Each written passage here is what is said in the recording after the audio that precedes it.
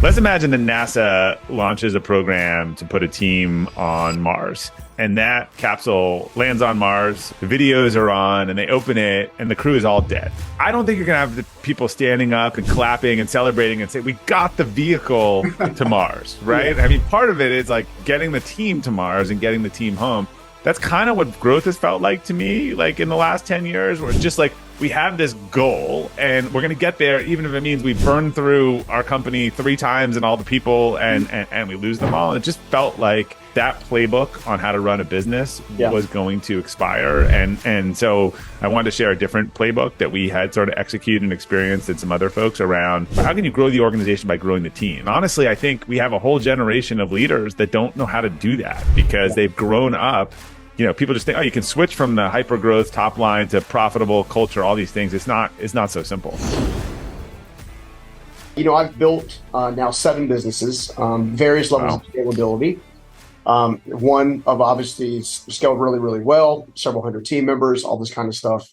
And I find that a lot of entrepreneurs, including myself, struggle with helping their teams become successful. So when I discovered your work, Elevate Your Team, I was like, you know what, this is going to be a brilliant conversation for the entrepreneurs out there who don't know how to scale their businesses via their team. So curious on how you kind of really segmented yourself there with so many other amazing pieces of work that you've already done. Yeah, well, look, timing is everything, right? It's better to be lucky than good sometime. And so I started on this book, it takes a while, a few years ago, as sort of a reflection on a different growth strategy. And this book then came to market as soon as, we had the collapse of what I will call the steroid growth era. And so I think it's helpful to use an analogy to describe kind of what's going on in a lot of businesses in the last 5 or 10 years, which has been precipitated by extraordinary and artificially cheap capital that just valued growing at all costs and not even having to figure out what business you were in or whether it was sustainable or otherwise. So let's imagine that NASA launches a program to put a team on Mars. And that capsule lands on Mars. I don't know, we'll call it the Steven vehicle lands on Mars. The videos are on and they open it and the crew gets out and they open it and the crew is all dead. Mm-hmm. I don't think you're going to have the people standing up and clapping and celebrating and say, we got the vehicle to Mars, right? Yeah. I mean, part of it is like getting the team to Mars and getting the team home.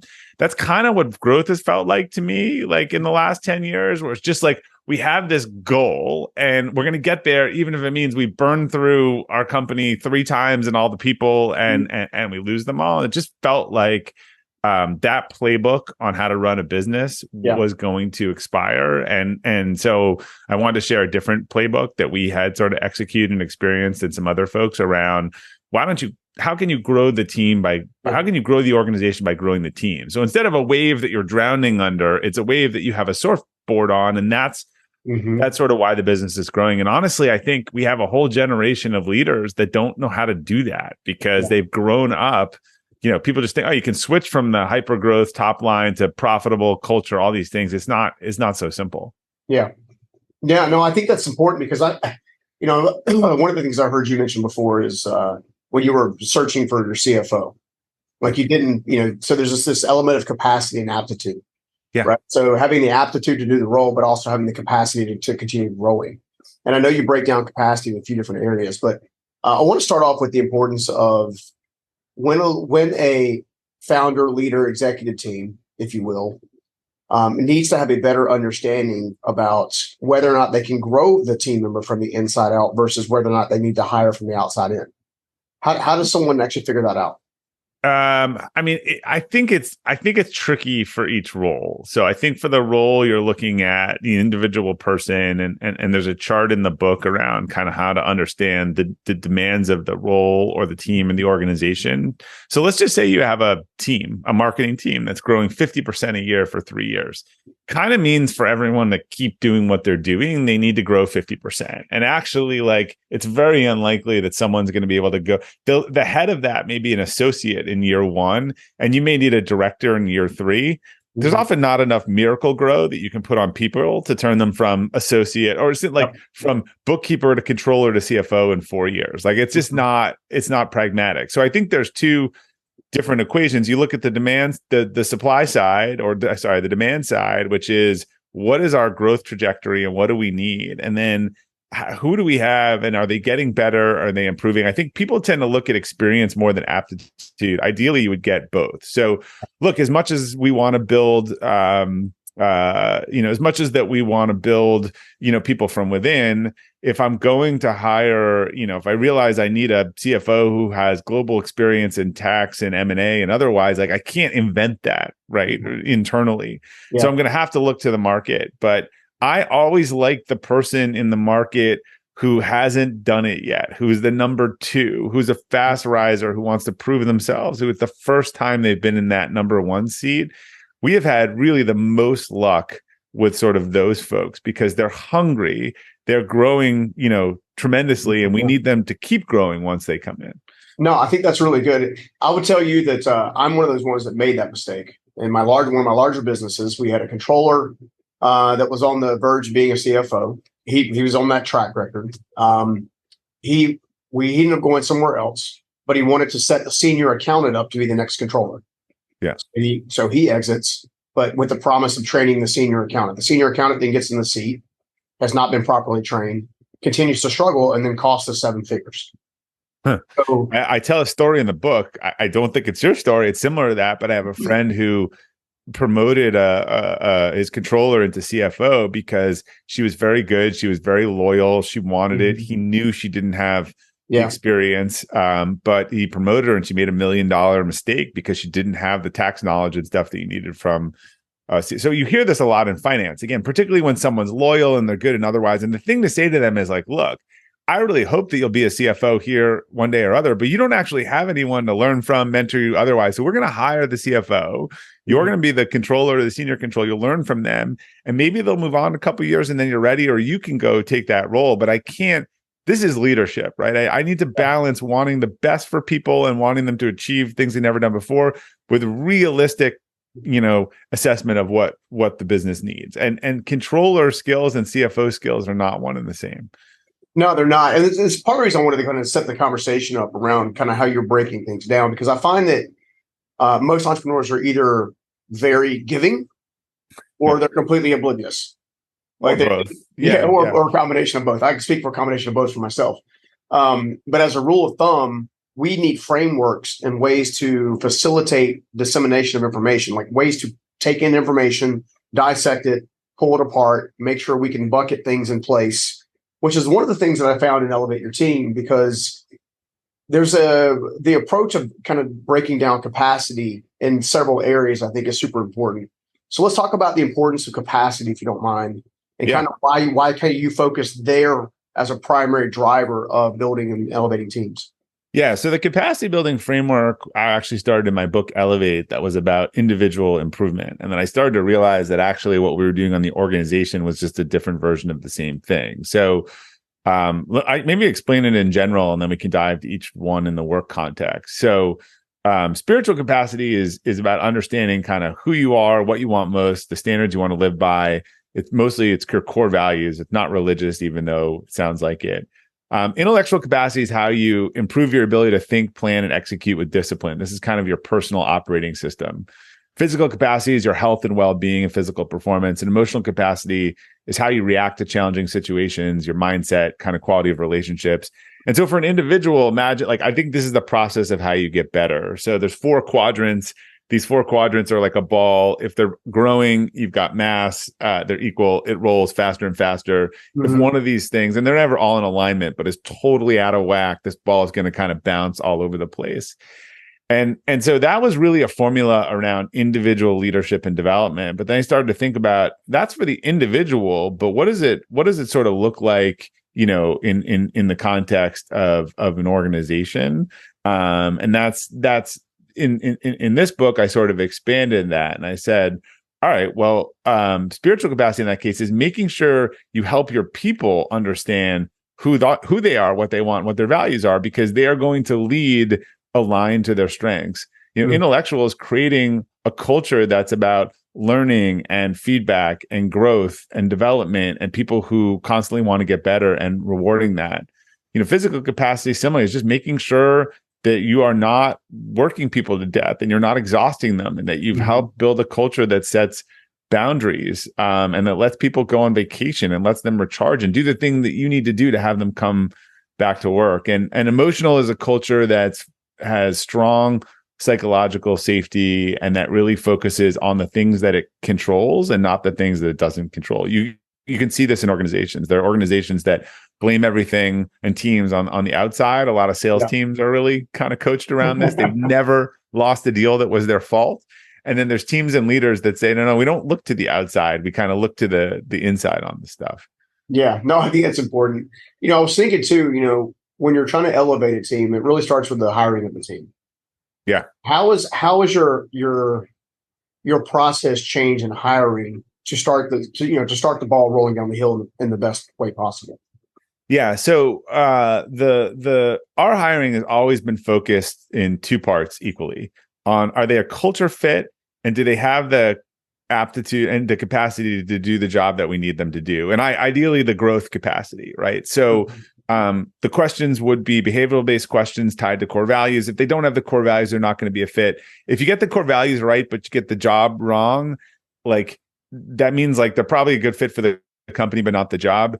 Unless you're a huge company, that still can be problematic. Like, do I have another role for them? Am I hiring for it? Do I have budget for it? So that is how we break down the basic interviews. And then I would say, like, there's a couple things that I would look for in terms of people who are like high capacity kind of folks. And that if you were kind of looking at their resume in terms of like, what is it that makes them kind of higher capacity, and you can tell in your organization. So the first is that I think they've been promoted in place and done well in place. We all know that you can just jump, the way that people get people to leave companies is offering them a promotion often that they're not really qualified for. So I give more credence to someone who kind of executed in one place for a while and showed that they can grow, that the only growth was leaving the job. Because we know in a crazy economy, you can do that every 5 months.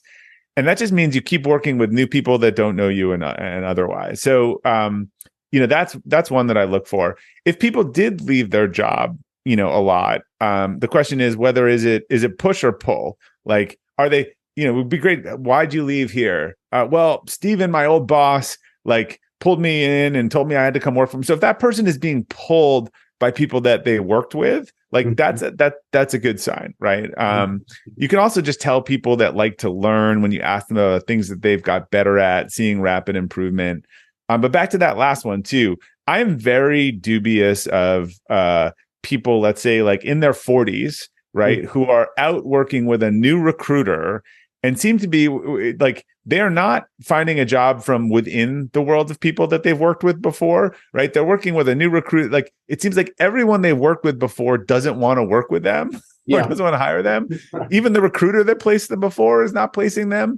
So that's one I think people miss, but you really have to look like, is this person seem like they're on an island 20 years into their career? That is not a good sign. Yeah, no, that's right. I was just thinking through some of my former hires that kind of resembled that. It didn't work out. Yeah, it occurred to me one day, like I hadn't really thought about it until someone said it to me, particularly the recruiter. Like the recruiter, have you worked with this person before? I've placed Steve like 3 times. He's the best candidate I've ever placed versus like, again, how you found you're clearly trying to get away from, I just love hearing about the people that got pulled 3 times into jobs, but people that worked with them before. Yeah.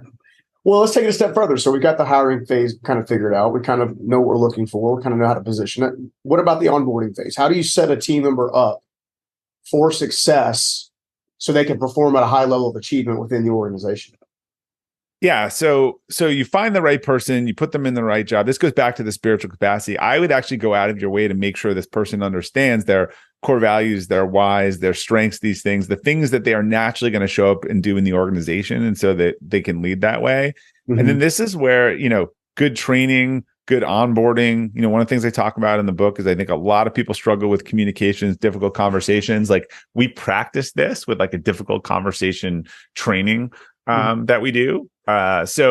And having clear objectives. So one of the problems about why people are working so hard in physical capacity and kind of burning them out is like people and companies and leaders haven't figured out kind of what is the 80-20? What are the couple metrics that are success? And I don't care whether you work 8 hours or 2 hours, like think about sales. Like these are the things that matter and move the needle. And this is what we're going to evaluate you on. Like, in fact, when you're hiring someone, you should almost be giving them what their 6 and 12 months performance review is going to look like and say, look, if we're sitting down in 6 and 12 months and I'm either really happy or you're in a, this isn't going to work out conversation, it's going to be about these 5 things. It's going to be that there's a book of business of $2 million.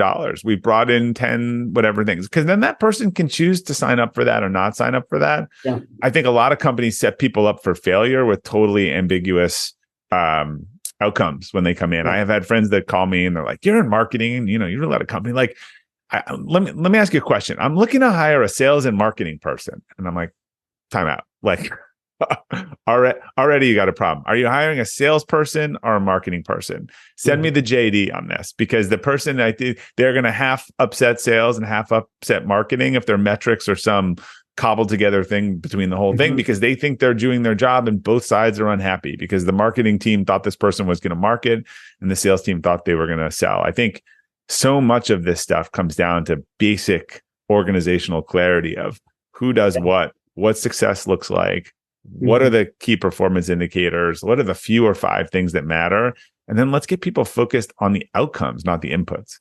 Yeah, no, I think that's great. In fact, I would tell you that early stages of my business career, that probably bit us in the butt many times. We would let people go who honestly should have been, it was our fault they weren't trained the way they should have been trained. That was a learning lesson. Or people never actually got the JD right before they came in. Exactly. Right? They had no clue. They're like, well, I thought I was doing X, Y, and Z, and you're talking about doing A, B, and C. Like, I'm like, what's going on here? So I think one of the things that I've done with my team is we have this, we use a term called KRA that we learned from the Ramseys. So key results area, which is like a summary job description, but it also has those 5 or 6 things that they're going to be measured on throughout the course of the year. Yeah. Built into it, hard lined into it. And when we're actually going through that tool, one of the things that we're doing is we're not only tying the KPIs to it specifically, but we're also trying to make sure that they have a complete understanding of what that performance is going to look like. Allowing them to ask questions. And I think one of the things that you're super right. Make sure everyone's on that same page, right? Yeah. Best thing you could do is say, this is what success looks like after 6 months, right? Yeah. You're going to have 10 new clients, $1 million pipeline, and people can go, oh, hell no, or I want that, Let's right? Go, yeah. No, and I think that goes to another key aspect of the book specifically, is you and I both believe in a high impact feedback scenario. Yeah. Right. So let's talk about the importance of feedback, maybe why businesses struggle to get a feedback loop in place. Yeah. Exist it, and then how it benefits the business long term. So feedback is super critical. Like feedback and growth are hand in hand. And to me, that's part of intellectual capacity. Same time, people and companies suck at feedback because they don't teach anyone how to do it. And what they know of feedback is like this overly personal, like hurtful thing. And I have talked to people, I'm sure you have, like 5 or 10 years later, and they are still PTSD about something someone said to them, or they told them, Steven, you're just not strategic, or you'll just never do this, or like, there's no point in that type of feedback. So let's talk about like giving feedback. Feedback should never be character or organized. It should never be you are something that ostensibly makes the sort of argument that you cannot change. It should be that presentation really lacked strategy, and here's what strategy looks like, and here you can improve it. Or your thoughts seemed all over the place on that, not you are stupid, right? And so there's a framework I always like: situation, behavior, outcome. What was the situation? What was the behavior? What was the outcome? And I always say, why was the outcome bad for you, right? I think that's what really hits people. Like, why is the outcome? Hey, on the call, when you constantly, have 10 seconds of silence after the client asks a question, I'm really worried they don't know what you're talking about. What I know is that you're someone that's cerebral and needs to think through things. So like, let's talk about a crutch word that you can answer with to buy you the time to do that. So again, I think cardinal rules of feedback: Do not talk about the behavior, the action. Do it quickly. I like the rule of 72 hours or you're not allowed to say it. Because is there anything worse than 6 months later walking into a performance review and hearing a whole bunch of grievances from 5 or 6 months ago? If it's about getting better, then you should be telling the people in real time. You should not be saving up a list of things that annoyed you kind of 3 to 6 months ago. So that's the giving side. Equally as bad, I think, is the receiving side, which is leaders making the psychological safety in the organization. People can see that they can speak truth to power. They can say things. And if someone comes to you with feedback as a leader, I say you have one chance to demonstrate that you're kind of willing to hear it. And the next time they'll just go to everyone else and tell them that rather than you directly. And in that case, it's just make it clear that the door is open, that it's welcome. Have people ask you difficult questions in group scenarios and make it clear that that was totally appropriate to do, right? People can tell, like with kids, like when you've done something wrong, like you need to be like, that's an awesome question, a tough question. Thank you, Stephen. Let me answer that. 2 is just listen. You don't have to agree. Don't start formulating the response in your head. People can see it. They can see you preparing your defense, as they're talking. You take a deep breath in, like, you're like, So just listen. And the last is thank the person. And what's clear on this, because you're trying to get them to come back with this, you don't have to like it. You don't have to agree with it. But again, and we're all better when emotions are involved with a 24-hour rule. So it's better to process it, be thoughtful. You can go back to the person, but just thank them. But I just think like making it clear the door is open, listening, thank them, that will just ensure that the feedback loop stays open. And if you don't have people in an organization that are willing to speak truth to power, you're going to make really bad mistakes. You're going to, have all kinds of things that you're going to miss because someone wouldn't raise their hand and be like, this is dumb and we're about to lose our shirt on doing this.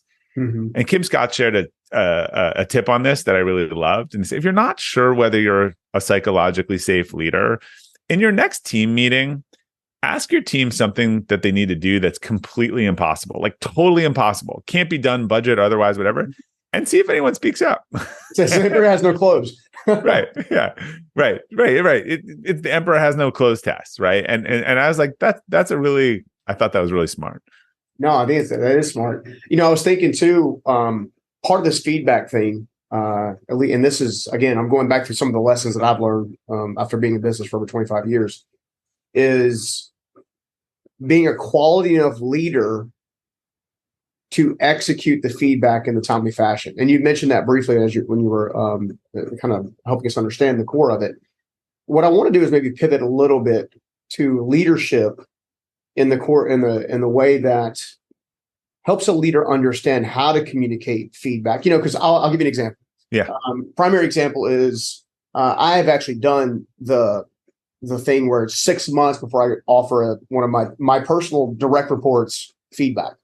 So they think they're killing it. I think they suck. We sit down 6 months later. They're broken. Oh, this is every check-in. Right? But yeah. What I discovered was that that's a leadership issue, not a team member issue. 100%. Right. So, no one should be surprised in a check-in. A check-in should be the coronation and polishing of things that have already been discussed. If you're walking into check-in and your team is blindsided, you are not giving them in the field, feedback. Yeah. So for me, it was fear of having the conversation that kept me from having the conversation, so to speak. I would say most common. Yeah. So talk to me a little bit about, helping leaders who are, supposed to be leading teams. What can they do to get themselves out of that predicament? Everyone doesn't have the conversation because they're fearful and it's difficult. I'm sure it's happened in history, but in my experience, difficult conversations put off never become easier. They become more difficult to the point where then you're forced to have them and it's even worse. And it's like, so it's bad karma. And look, for what happens too is when the dam breaks, all the dirty water comes down. For any of us who have been in a relationship or a partner and you sat on something and ate it, then it breaks 4 months down and you go all the dirty laundry.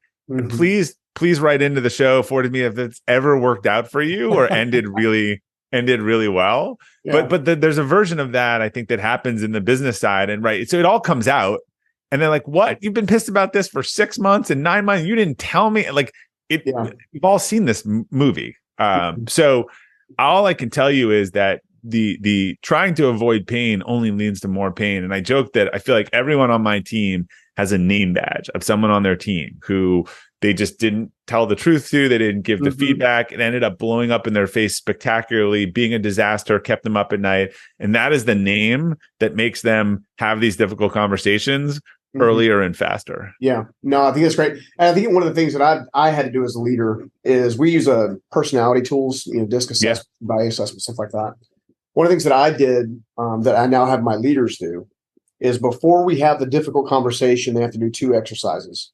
Exercise number 1 is definitively define the problem that needs correcting, as well as the things that are tied to it that the person's already doing well, so they can actually build a sandwich conversation. Okay? The second thing that they've got to do is they have to go back through their personality tool assessment of that team member. And in this one, there's a specific page that says how to communicate with. Yeah, awesome. And it's their goal to communicate not in whatever the leadership style is, but in the way the team member style is, so they can receive the information. It's like a love language. Yeah. It's exactly what we use it for. Exactly what we use it for. So in that same thing, I mean, for me, it's like part of quality leadership is taking the time to lead, which means before you go have the difficult conversation, you don't wait till the sales call happens and then someone explodes. Like, look, we're talking right now, right? That's not necessarily the best time to do that. Rather than, okay, let me pull this apart. What do I need? What is the behavior that needs correcting? Have the metrics been communicated well? What are the standards? That kind of thing. And then setting that time aside. The other thing that I know you're super passionate about is measuring people by the outcome rather than the input or the hours that they're kind of using for the outcome. So talk to me a little about that. Yeah. I just want to comment on one thing you said, because I agreed with 98% of it. There's one thing that I think people constantly is problematic. And you said sandwich. And so I think, common known as the S sandwich. I think giving balanced feedback and doing everything you're talking about, like say it's a review. Hey, here's the things that are working. Here's things that are not working in their language. All of that is correct. I think when you really have to give like a real serious conversation, like your job is on the line or this isn't going to work out or otherwise, you don't want to wrap that with like I've watched in all these trainings and stuff and the person never realizes that it's serious because the person's trying to wrap it with a happy opening. Like we've practiced this hundreds of times in training. And the way you start a conversation where someone's job is on the line is we're about to have a really difficult conversation and we can discuss, but I need you to listen. I think way too many leaders, when they miss the message they're trying to deliver because they try to wrap it in a bow on either end. Yeah, no, I actually 100% agree with that. Yeah. I think the one thing that we try to do is we try to if we're going to have that same difficult conversation, we're going to press the point that this needs to improve now. Yes. We're also, in the event that they don't improve, we're going to send them out with grace.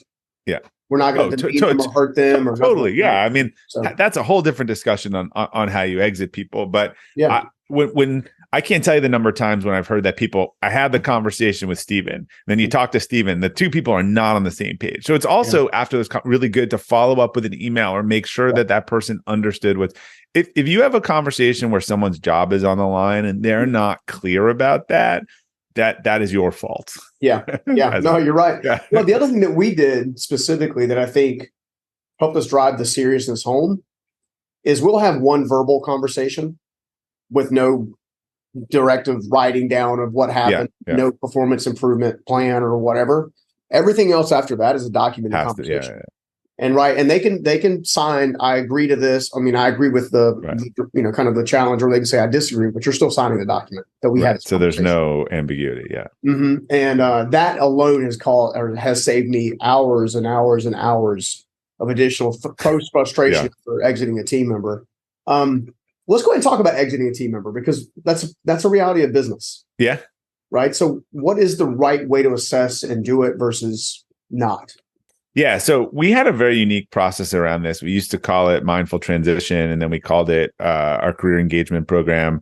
But we actually just believed in very early on having conversations with people and giving them options and saying that we had a policy that said, look, if you ever come to us and tell us it's not working or you have questions or otherwise, you will never be walked to the door. Like, we're a client service business. We would rather have you transition out. We'd rather have you find a new job, like if it's not the right fit. So we try to make it safe for people to talk about problems on their side. Mm-hmm. And then conversely, we tried to give our leaders the ability to have those same conversations and say, Steven, like love you, like great, but like you missed quota for 3/4 in a row. Like, this isn't continue. Are you sure you want to do this? Do you want to be in sales? Like, is there something else we could look for you? Is it should we start a transition, which means, we'll give you 90 days to go find a new job and do this? Because we'd rather do that openly than get surprised with 2 weeks notice. And look, people aren't going to work for, we have this operating system around, like, people are going to work forever, and they work for like 14 months at most at like the same place these days. So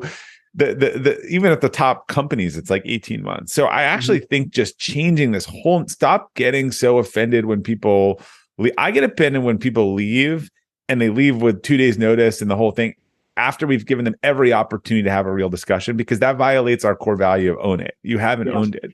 But people aren't going to stay forever. And we need to change the taboo around that, and that you're pissed at them for leaving. And it's a small world. And in our world, they go out and they hire us and all that stuff. So we really try to have this kind of open, we call it an open transition policy, where managers can start discussions that have, long, and employees can start discussions and know that, they won't have forever, but they'll have some time and our support to figure out what they want to do next. Yeah, no, I really like that. In fact, I've had a couple situations where we were able to place someone that just wasn't working out for our business. Yeah. And it was better for them and us. They ended up sending us future business because we transitioned them out well. Yeah. Which I think is pretty interesting.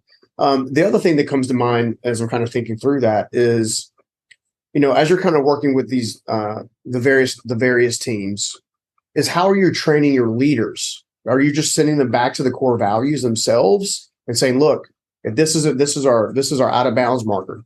Like, as long as you stay within these lanes, with core values being like the boundary lanes of the highway, if you will, we're good.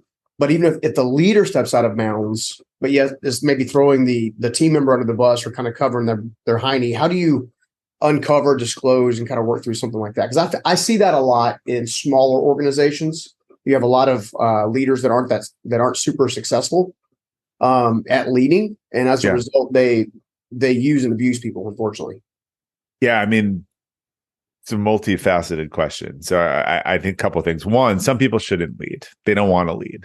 They're great individual contributors. The organization has signaled that you can't get more responsibility or seniority or pay without becoming a leader. So they become a leader. So that's not what they want to do. So first of all, give those people a ripcord to come back and become rock star engineers, salespeople, marketing task people, without having them manage a team. Because when you become a leader, your reward center has to totally change from it's about you getting patted on the back for what you did and delivered to it's about your team and how well your team does. And that's kind of reflective on you. So, and then again, I think leadership training is, yes, it's around the values. It's tactical. We just did a whole thing with our top 15 up and coming leaders. It was on these assessments, understanding their why, understanding their values, understanding communication styles. Communication is 95% of all problems, right? So understanding a lot of how do you communicate, knowing where you are, or otherwise pulling all these situations and saying, let's examine this. Like, and again, let's look at these assessments and these things, and maybe you'll understand why you and this person are like, this on everything. How do you approach all of this from your strengths? So I think it's a combination of kind of the hard and soft skills. And obviously, like, if you have a clear culture and core values, yes, people understand that those are the bright lines. And then there's very tactical stuff. How do you have a difficult conversation? We try to figure out what are the things that most leaders struggle with, and it's usually difficult new leaders. It's delegation and difficult conversations, right? So people will speak to those groups around what they learned, what their best practices are.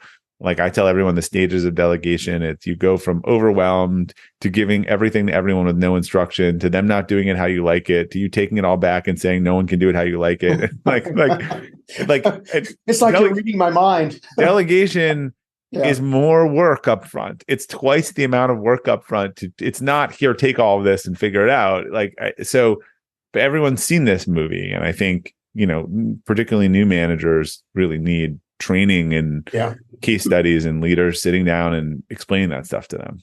No, I think that's awesome. The other thing too is there was a statistic done, that's probably 4 or 5 years ago. It's been a little bit now, prior to COVID, that talked about the dollar amounts and how dollar amounts and teams change over time. So from 0 to your first million, you can keep about 90% of your team in place. Yeah. From $1 million to 10 million, you lose about, I think you lose 30% of replacing 30%. By the time you get up to the $50 million mark or above, you've gone through 98% of your entire team has completely changed. That's probably right. And I heard every time you double your business, you break half your people and half your processes. Ooh, I like the way you. And look, it's not the problem is it's not that those people couldn't grow with the business. It's that they have to understand that what got them there won't get them there, right? Or what got you here won't get you there. You can't be the same type of person, leader, whatever, at $1 million business to a $50 million business. So if you want, and look, the folks like Mark Zuckerberg and whatever you might think of them, I mean, to go from startup to public company CEO means reinventing yourself 100 times over, right? Mm-hmm. You cannot do the same thing, execute the same playbook. So that's what it requires. But people really struggle with change, and so some people want to do that and they want to qualify to be the leader of the company and do all of that. Yeah. And others, frankly, are better being honest and saying, I love being the man or woman that takes you from 5 to 25. And I do that. And then I go back down and I do it again because I love doing that. To me, there's no right or wrong answer. You just have to actually understand what you want. If you want to try to change yourself totally and go from a 1 million revenue controller to $100 million, anyone can do that. The question is, do you want to do that? It's a totally different job. Yeah. Well, I think it comes down to two things, right? It comes down to, does the person have the capacity to want to get better? So that's on them. And then you also have the flip side of that is, does the company have the ability to train and provide education and things of that nature to get them there? I know for us, going from the $40 million mark with one of my businesses, the 80 million, those two things were key focuses. So we had to come up with an assessment, if you will, of, okay, well, does the person have the capacity and or desire to want to become, because on paper, everybody's like, yeah, I want to make more money. I want more opportunity, But then are they reading the books? Are they going to the seminars? Are they doing the leadership trainings? Are they doing the work? Like, how are they executing and showing us? Yeah, Traction had this framework, GWC, get it, want it, have the capacity to do it. I always liked that nomenclature. Yeah. Well, the other thing too is one of the things I love about Elevate Your Team is I find, and I was excited about this conversation, is most entrepreneurs struggle with their businesses because they don't know any better in a variety of different ways. And one of those things is the team piece, right? So there's one of the things I love about this book is it is a fairly sophisticated, it's easy to understand, but sophisticated roadmap and how to execute and build a great team. Yeah. So talk to me a little bit about, maybe as we're kind of wrapping up here, what are the top 3 things that everybody should do outside of go grab the book right now so they can actually put it in place? What are the top 3 things if a leader's struggling to kind of get a stabilized team they should do right now? Yeah. So the first is I would take an inventory of your organization and figure out, who are your rising stars? Who are the 5 or 10 people that you can't afford to lose and that you need to invest in and sort of you want to focus on them. So that's one. 2, I would start making your culture a learning culture, in some way. It's so you could have a podcast club, a book club. We're going to discuss this. Someone's going to present a case study. Like you can just tell when companies are about learning, like just kind of inject education. Like it's such an easy thing to do. I mean, again, I would say podcast clubs are free. Like, people listen to a 40-minute podcast and then we're going to discuss it and we're going to come together. So show people that you're about learning, and you can go from complicated leadership offsite training to just a podcast club. So I think those are the first 2. I think the thing that any organization could benefit from is getting clarity around, for everyone, what are our values? What are our top priorities? What are our 3 strategic priorities? Getting alignment around a few things and a few outcomes and a few KPIs. When I walk into an organization and I say, like, what is it that you guys are, what are you trying to do this year? And everyone's got different answers and they're all over the place, versus someone says our 3 objectives for the year, which we review every quarter with a red light, green light system, and which drive our quarterly objectives, are double our market share to X, launch new program of Y, and receive a feedback score. There's no way that the first organization is outperforming the latter. Like, in those organizations, people know what's most important, what's expected to them, and what good and bad looks like. So I think for a lot, it's beyond just KPIs. It's if you don't have and 3 is a good number. If you don't have clear strategic priorities and objectives around what you've communicated to your business around what a good year looks like, it's kind of like going to a basketball game and there's no scoreboard. Yeah. There's no clock. There's no score. Everyone's like, oh, this is great, but like, when are we leaving? When do we win? Do we lose? Like, I don't understand. Yeah, no, that's very true. Well, dude, man, I love the conversation. I do want to help everybody make sure they go get a copy of Elevate Your Team.